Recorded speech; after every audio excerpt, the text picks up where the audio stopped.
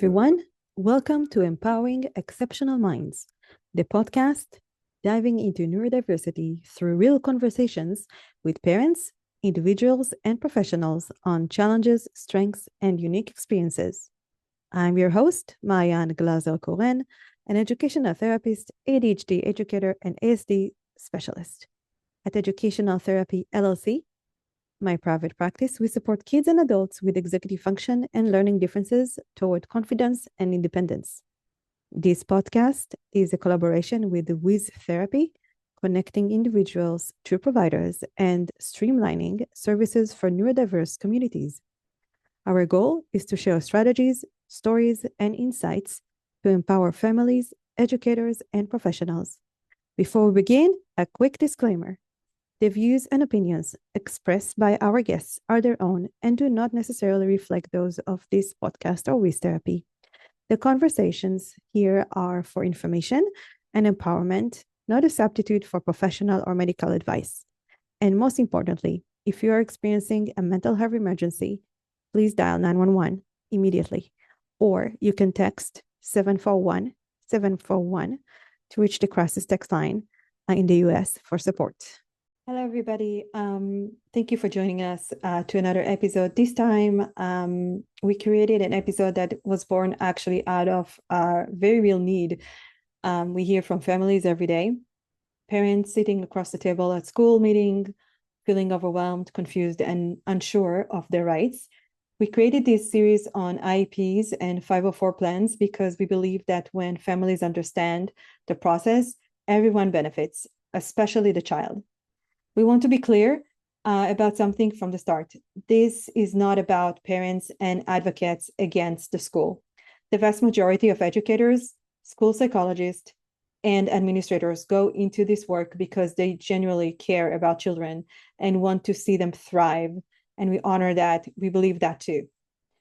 We also know that the system is complex.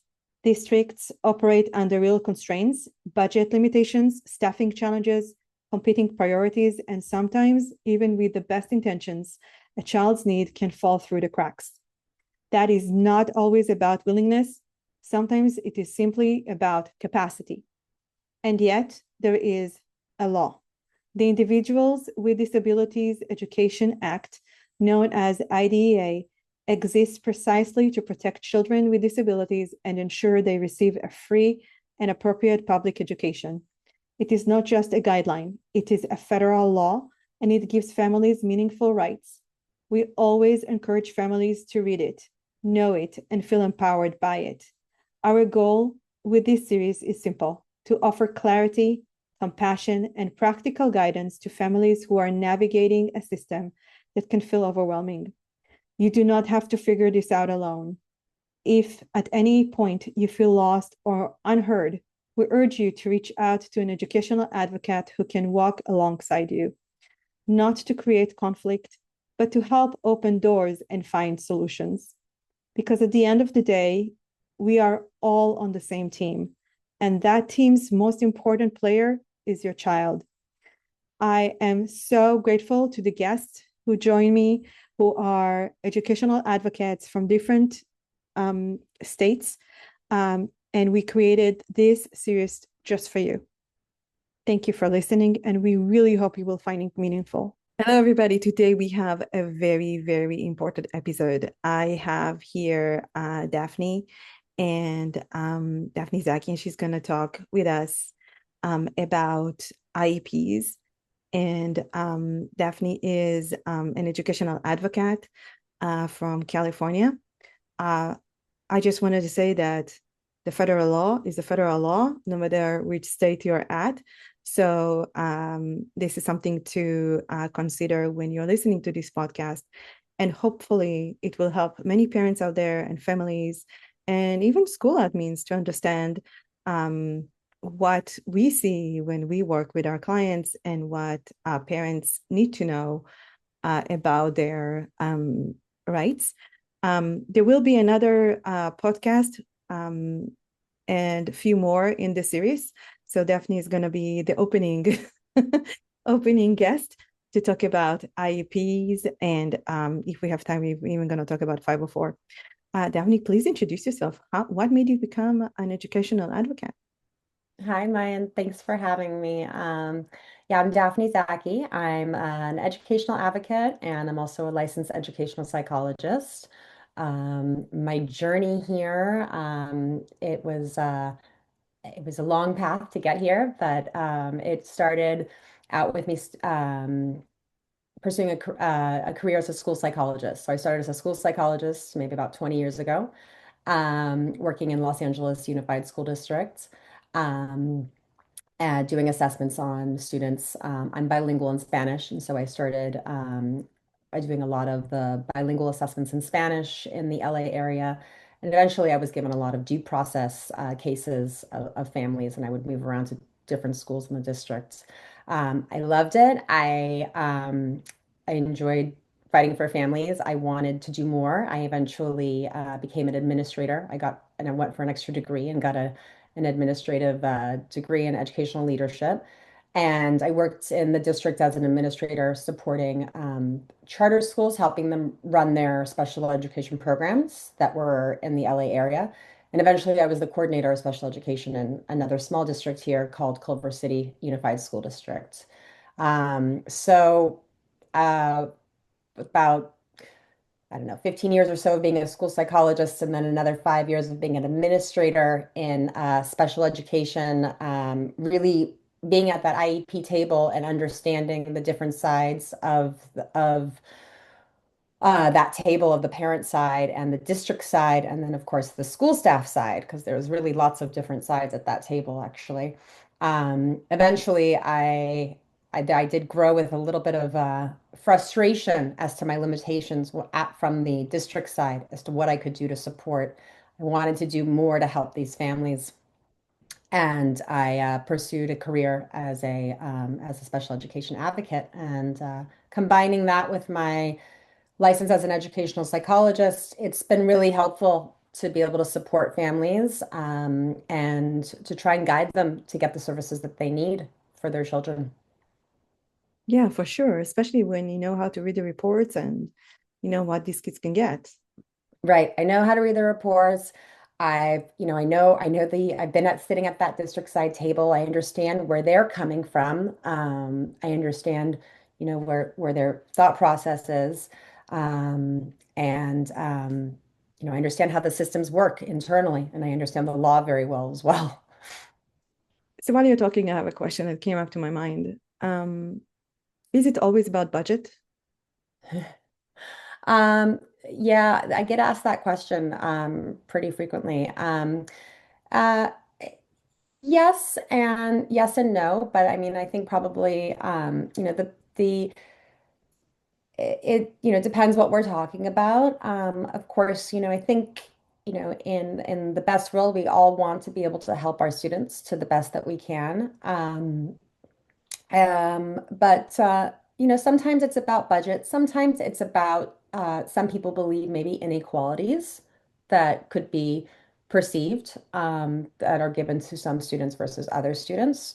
That's getting into a much deeper conversation about inclusivity as well, and diversity in our schools and supporting all of our students. So there is some inequality issues that I think come into the conversation of, especially when you get into the conversation of denials of services for students as well. And that's really frustrating. And of course, money, of course, is always a factor. So there's a few things going on. Thank you for answering this question and clarifying. Um, so one of the things is that, the first thing that is happening, there is the what parents need to do when they apply for an IP. Can you summarize the steps in a very kind of simple way? Absolutely. So I- I guess, it definitely, it depends where I guess we'll start with the child is struggling in school. We'll start with a pretty basic sort Mhm. of example, right? And a parent is suspecting that their child is either struggling in school or struggling in preschool, prior to. The parent needs to start with writing a letter to their school, to their residential school, letting them know their concerns and requesting for an evaluation for for an IEP, and they have to state their concerns. Of course, as many supporting documents as a parent can provide are recommended. So if the parents are already if it's a young child, typically they would probably already have some outside providers like a speech and language therapist or an occupational therapist that maybe were the ones who actually came to them and recommended it. Maybe the students in a private preschool, and the preschool is the one that recommended it. So if they could have a letter from that school staff recommending the request for the evaluation, that's helpful. If it's a kid who's a little bit older and they're in elementary school or middle school, of course, and all reporting, all documentation, decline in grades. A big thing for school districts as far as whether or not they will qualify a child for an IEP is that educational impact piece. So parents need to really speak to, in their request for an evaluation, they need to speak to the fact that there is an impact on their child's educational progress. So that's easier to do when you have a child who's already been, um, second, third, and up grades because you have a few years of data. It's a little harder to prove that educational impact when they are younger, right? Because they haven't had that school experience yet. So that's where it gets a little bit trickier, but there are still the providers who are out there, they'll be able to work with a parent to really guide them. For a younger child, I would probably recommend that a parent definitely get an advocate or get some support in their request for that evaluation. Um, and the district has to respond in California, it is 10 days. They have to respond within 10 days and give a reason for whether or not they're accepting or denying the request for the evaluation. And it's pretty hard to deny the request. Typically they've been overturned whenever especially on a first time denial, if a child's being asked to be assessed for the first time, or if a parent is asking to have their child assessed for the first time.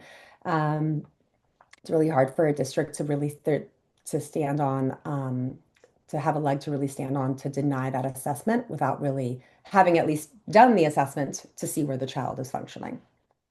So Right. usually a parent That's will get tricky. that.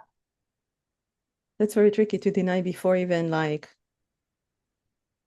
having the data for that. Right, exactly. Sometimes a district will push back and say they want to do some interventions first, and they want to meet with the parent. They'll use that as a stall. It can be considered a stall tactic sometimes. That well, let's meet, let's put in some interventions. Um, but really, that's less and less is sort of being is really allowed, and it's considered really more of a stall tactic more and more. The courts are really looking at it as as a tactic to sort of let the child continue to fail because they're just Mm. adding on.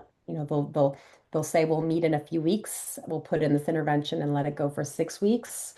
And then you've lost another 2 to 3 months of progress of supporting that child. So another that does also another suggestion too is that when the parents do provide that request for the assessment, that they do mention any interventions that the child has already received. And the law says that the minute like they are like, um, and correct me if I'm wrong, is that when they are emailing that email, and we do say write everything needs to be written.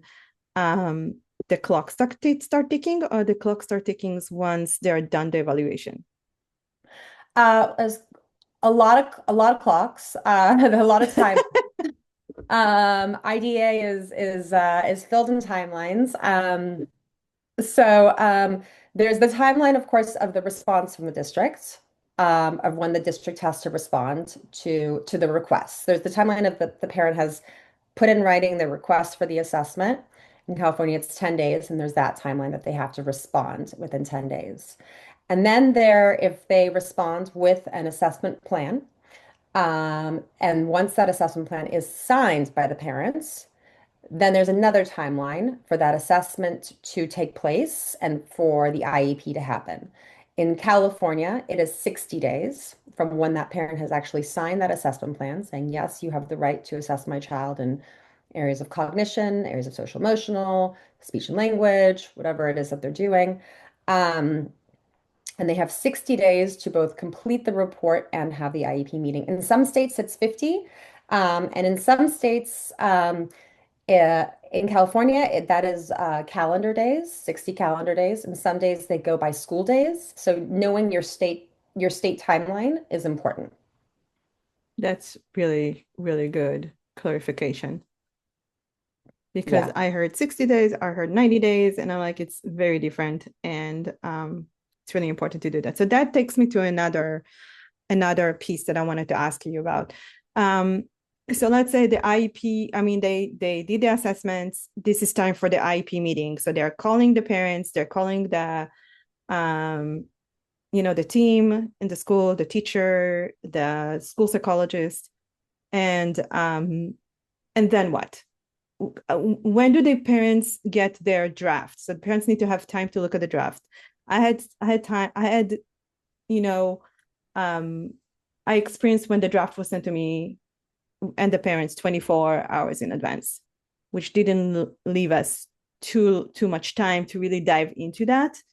And these are lots of papers with a lot of data. And sometimes the jargon is very confusing to parents. So I would love to hear from you. What can we do with that? Yeah, receiving the drafts of the reports and the IEP is one of the most critical things. And it is something that the parents have to ask for. So the parents need to note that also in writing. Sometimes they can note that on the assessment plan when they sign their assessment plan agreeing for it. And in California, they can have their draft reports, I believe it is up to 5 days prior to the IEP. But they have to ask for it. If they don't ask for it, then the district may or may not provide those drafts to the parents. But it is really essential and it's really critical. And I always say that it's important to ask for those drafts of the IEP, whether or not it's an initial, a first time that the child is being evaluated and having an IEP, or if it's an annual IEP, meaning that they're just meeting to just discuss the goals and the progress and to see how the child has progressed. Um, or if it's a 3-year IEP, a triennial, or an amendments. It's important that the parents have that information in front of them because it's not only just, it's a lot of jargon, it's a lot of abbreviations and acronyms.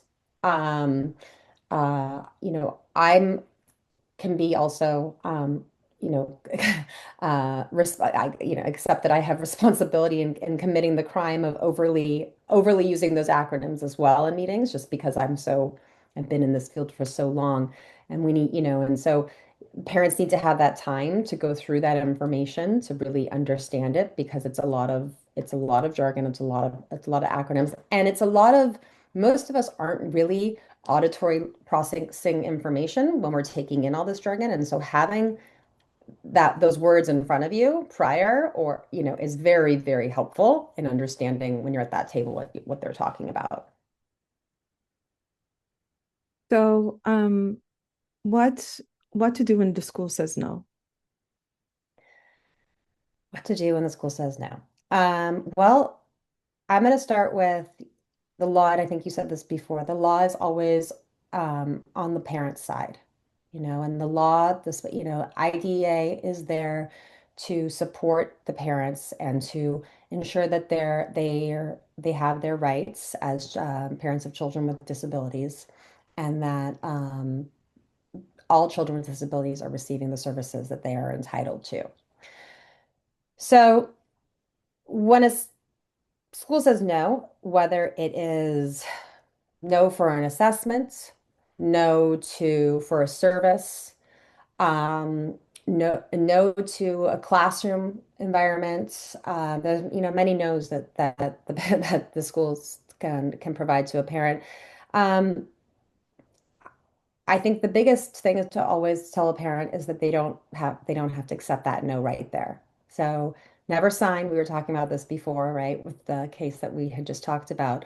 If a parent is in an IEP and they're hearing that no for the first time, and the IEP team is asking the parent to agree to that no, and the parent doesn't is not okay with that, they don't sign. They get to go home, they get to think about it. Get a second opinion. If the parent doesn't already have a second opinion, go speak to um, an advocate, somebody who's in education. If they can't find an advocate, find another, call a friend, find somebody in education to speak to that can help them understand. Having somebody review the reports and review the information present is really, really helpful. If you get a no, my response is okay, take that. You don't have to sign anything.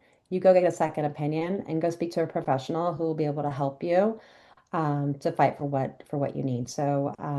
The law is on the parent side, and the table that school staff doesn't always understand their capabilities and being able to provide that child with support. And many times, issues have to come to district administration um, for there to be a change. Hmm. This can be so frustrating. I know, I know.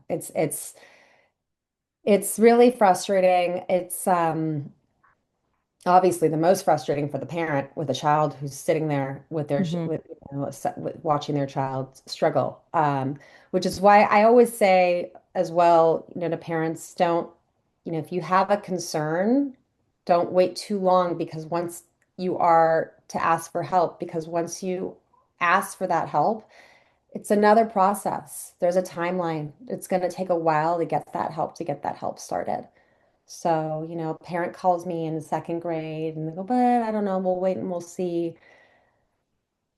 And I said, I would just, let's move forward. Let's ask the help. It's going to take a while to get this ball rolling. And there may be some no's along the way that are going to put up some roadblocks. But if your child is truly struggling, if your child is truly and has a disability, whatever that is, if it's as simple as a dyslexia, or if it's more significant, like emotional disturbance, where they're emotionally really impacted, and to the point that they're unable to even get out of that bed in the morning and make it to class and get out and get in that car with that parent to go to school. There's so many different disabilities that really are severely impacting our kiddos. Um, that the help is out there, and it is the school district's responsibility to provide it. And it's a long process. They will eventually get it. If they have good people fighting for them, they will get the support. Yeah. Yeah. I mean, I've seen services only begin 6 months after or a year after, because sometimes the school will say, no, we have summer break. We don't assess on summer break, which is an iffy because they can. Yeah, that 60-day timeline in California, for example, there are days that the calendar gets told, they call it, the TOLLED, that it's been told, paused. Um, and usually that's when the school district is off for 5 days or more. So typically winter break would constitute, because usually winter breaks are 2 weeks. Um, and then some districts have 2 weeks spring breaks. And so sometimes the assessment can get told during that time. And then of course there's the summer break. But yeah, they do still have the capability to do the assessments during that time. Um, it the resources are going to be limited for a district to be able to complete assessments during that summertime. So You do see assessments sometimes being completed, especially in larger school districts that have more resources. You'll see them hire on some assessors to do work during the summer. If the need is that significant, then a parent can, and an advocate, I would urge them to definitely request for the assessment to happen as, during the summer if need be. The law is the law. So in that essence, those are if they are on summer break, the assessment could get paused, but you can always ask, and some districts can do it. Okay, thank you for clarifying that. Uh, Um, yeah. yeah, and the other thing I'll say too is, and that's why if you are going to request for an assessment, obviously if you're going to request it, 10 days before the end of the school year, Mhm. that's going to be, but if you have already, requested your assessment and full 60 days before that school year's ended, then it has to be completed before Yeah. summer break. Yeah. Like April, Yeah, March. I mean, I like to say as soon as possible, right? I mean, Yeah. because you have to request, then there's another 10 days of waiting, Hmm. and then there's the 60 days. Yeah. Yeah. And what I did from my experience with my personal child is that when we requested for an IP when he was in preschool, we went to the district during the summer and we signed all the paperwork. And they told us the minute the school starts again, we will have assess them. So that's an option too, Right. as long That's as the fair. Yeah, district is open. of course. You can ask for the assessment at any time. But yes, I mean, you're going to have less school staff. That is when teachers go on summer vacation. Hmm. That is when they get their breaks, right? Yeah. That's why a lot of people entered into the profession of education because they wanted and so principals get their short breaks. And so yeah, it's it will yes, there'll still be staff available to respond, but you're once that school year calendar starts in session, then you're back on fully functioning business. Yeah. I like that.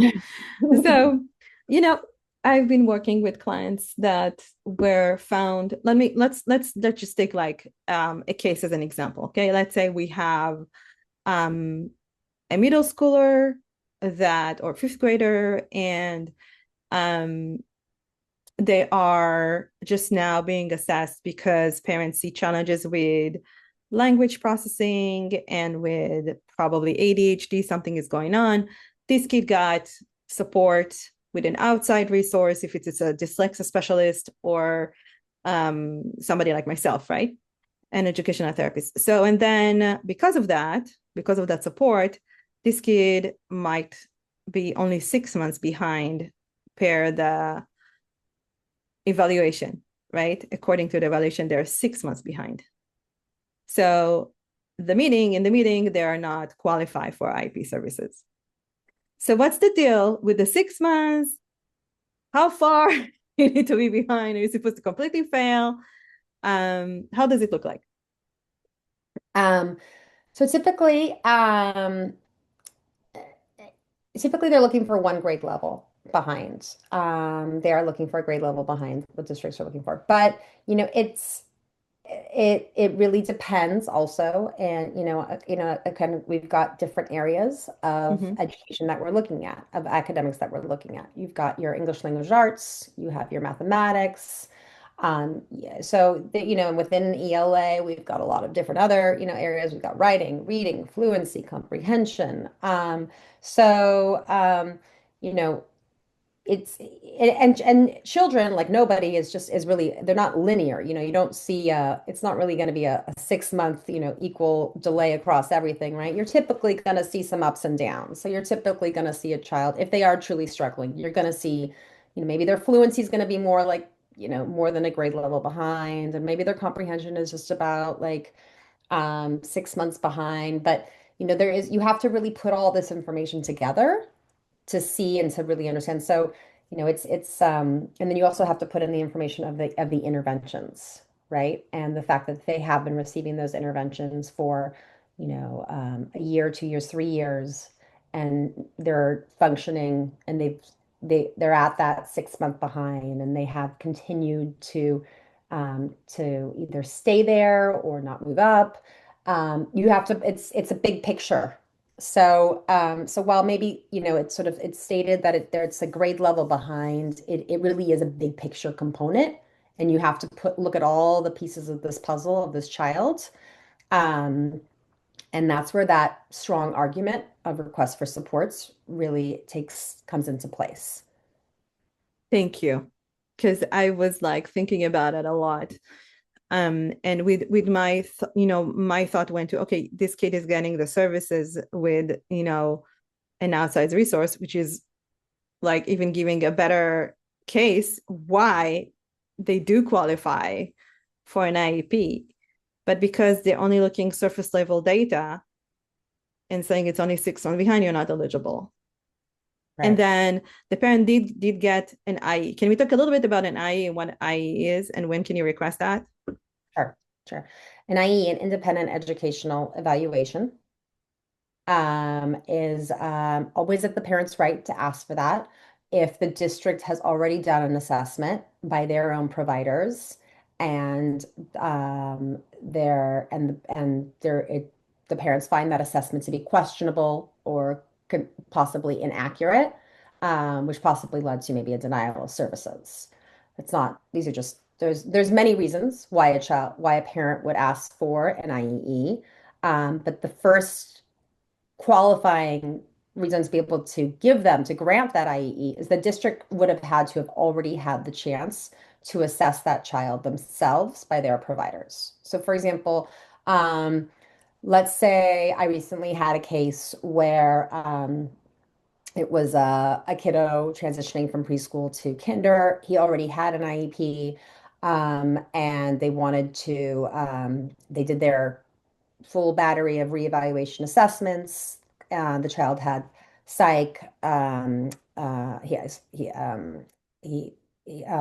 the psych do the assessment, occupational therapist do an assessment, speech and language therapist. He had received all the occupational therapy services, speech and language, adaptive PE. Um, and the district came back with denial for everything. And at the meeting, we then pursued mediation. We pursued district mediation to address the denials that we found inaccuracies in all of the reports, in the speech and language report, in the occupational therapy report, and in the psych report, and in the academic report. So we were granted an independent educational evaluator in each area to reassess the child to determine if there was a disability because we were able to show in the data where the discrepancies were that they had said this but it doesn't match up with what this person said, and in this report it says this, and then in this other report it says he's not doing well but she said it was, there were a lot of errors.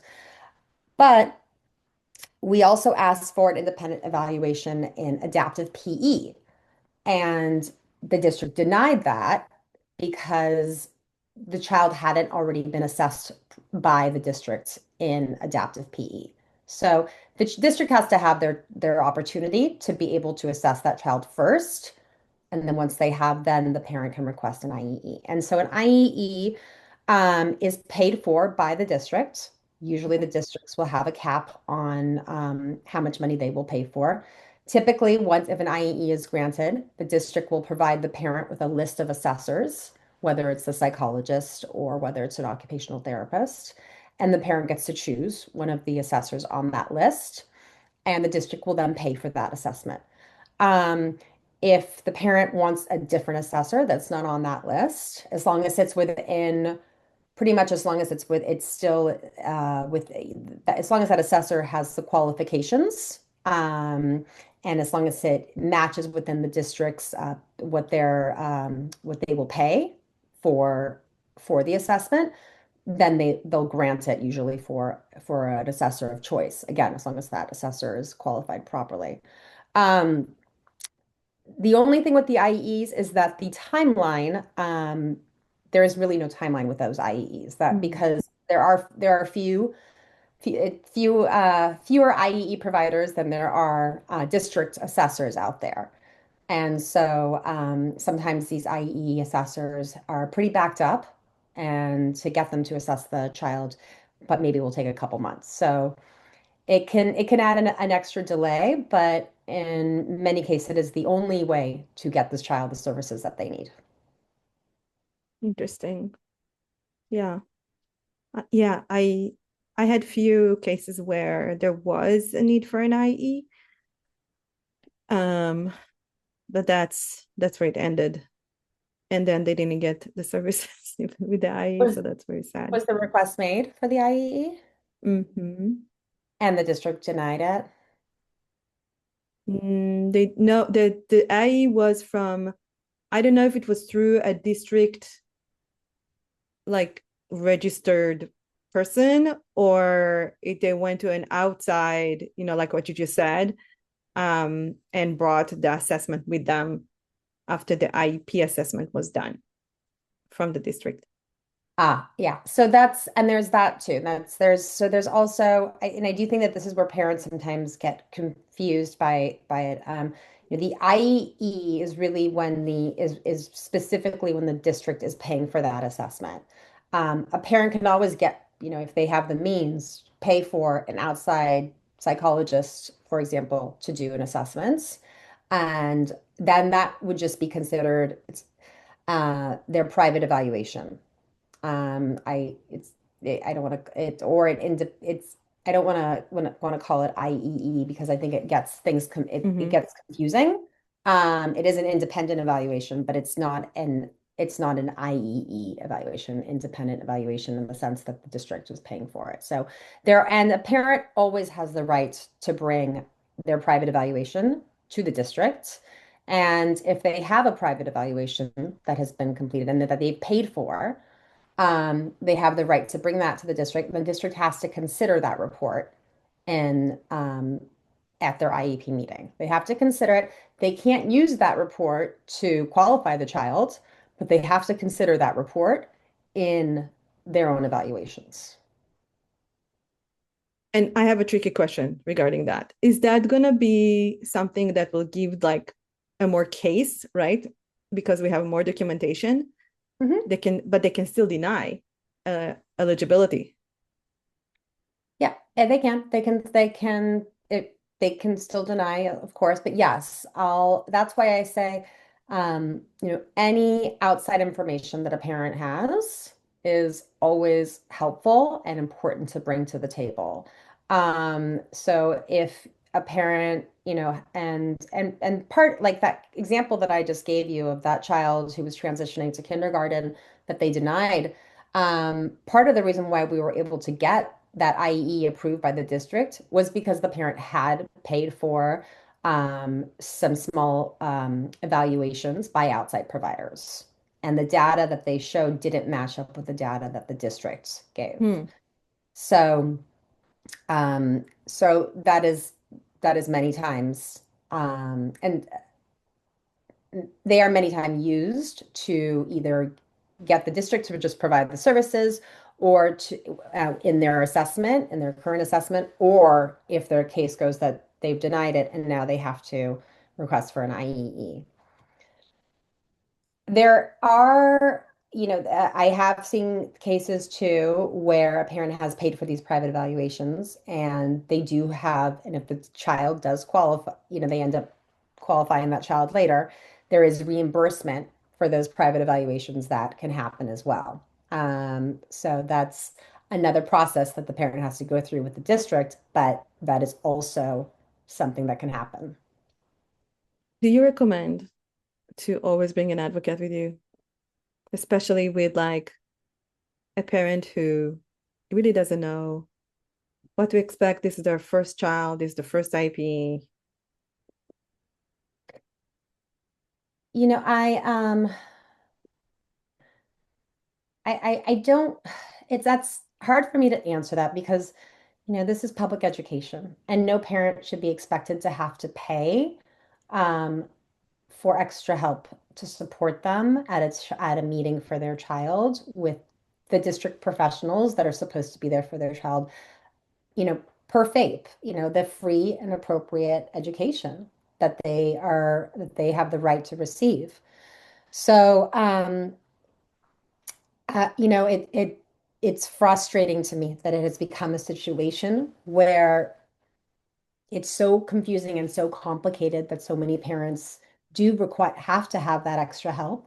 But there are various ways of receiving the extra help. I think that a parent needs to, I think if they have the means to get support from an advocate, whether it is just some pre-meeting support and speaking to somebody before the meeting, um, then that's one option. And then they could always record their meeting and then speak to their advocate after the meeting to then get a follow-up. So there's definitely ways to not have to engage in a very pricey, or it's not as expensive as a lawyer, absolutely, but there's definitely ways to not have to, if the parents don't have any means to be able to get a little bit of help. But also, I think parents also thankfully the internet is so robust now with information.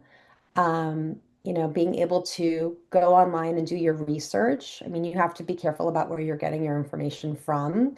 But I think that parents really need to do their research and understand as much as they can about the IEP process and about the disability. Um, and if need be, and they need to speak to somebody and get some support from somebody, then I think that's important. I think anytime that a parent does feel like they are being sort of bullied, or that they are, you just don't have any power and the district is really taking over. And I do think that having the support of an advocate is really helpful. Those are very strong words. Thank you Yeah. so much for Yeah. saying that. I mean, I'll even say, I have a good friend of mine who was the director of a district in Southern California, and her child, after she had her child, ended up with some pretty significant disabilities. And she had to go to her local district and get an IEP. And, she gave me a call and said, can you be there with me and help me out? I know I can do this. Like, this is what I do. But it's really emotional for me. It's now my child. And so I could really just use you there. She was more capable than I was to be able to support her child in an IEP meeting. And I said, I understand. Yeah. So I mean, there is that emotional aspect of having just that person there for you. It's hard. It's hard when it's your child that you're fighting for. Yeah, and it can get very messy sometimes. It can. It can get really messy, and But it can there's, also go the other way around. It can be like amazing. Like I had meetings that it was like, oh my gosh, you guys are awesome. yeah, exactly. Exactly. It can go really well, and I've developed some really amazing relationships with some school teams to the Me point too. that, I've told the parents, you're okay. Like, you don't need Hmm. me at this next meeting. You Yeah. guys are good. You've got a strong team now supporting you. Hmm. Yeah, that's really nice when it happens. Yeah. I really enjoy these kind of meetings. Oh my gosh. Oh, I can speak with you hours about this topic. Because I did it for so many years, helping families and we're reading reports, so I get it. I'm kind of bummed that we need to finish up, but what are the takeaways that you want parents to remember from this talk, Let's see or what any it, tips? um I think it's important that, I really do like to lead with the statement that the law is on your side to the parent. So, I think it's really important that parents know that there is law out there to support them and support their rights. And so, um, while the process can be very frustrating and very long, they know their child better than anybody. And while, and they shouldn't be afraid to speak up at that meeting. And when they're being told by somebody at that meeting that their child can do something that they know that their child can't do, that they not be afraid to speak up and to fight for their child, to be, for their child's rights. I mean, um, yes, children sometimes perform differently. Of course, they perform differently in different environments. But in the end, I've yet to ever see a parent that overly um, exaggerates concerns for their child. It's usually the other way around. That's right. That's Um, right. usually a parent doesn't really want to see it. I hate to say it like that. So, if you suspect that there's something going on and there needs not to be intimidated by the district, to know that there are legal rights on your to supporting you to get what you need. Daphne, thank you so much. You're I'm welcome. gonna add Daphne's website in the description, and I'm sure if you guys have any questions, uh, both Daphne and I are happy to answer. And if I don't know the answer, Daphne might. Yeah, feel free. I go by Daphne Jolie, my middle name for my business. So at daphnejolie.com. And yeah, and you'll put in my email in there so that everybody can yeah, feel free to reach out. I'm happy to. I'm pretty generous with my time and in giving support to parents as much as I can. Um, I understand it's a really frustrating process, and I wish that all parents could get the help. Thank you for being here today for this important talk. Thank you for having me. I really appreciate it. It was really lovely to talk to you about this. Awesome.